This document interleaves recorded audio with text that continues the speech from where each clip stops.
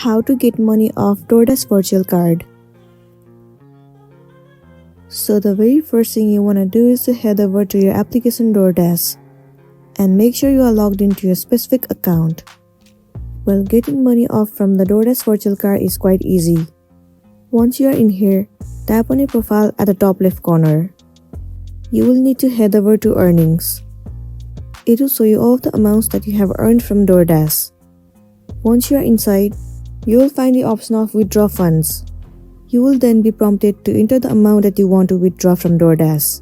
Also, it will ask your bank informations. Once you have entered all of the informations, your funds will be transferred from Dasher Direct virtual card into your bank account. Well, it might take 1 to 2 days of your business days, and then you'll be good to go. So that's it, and this is simply how you can get money off your DoorDash virtual card.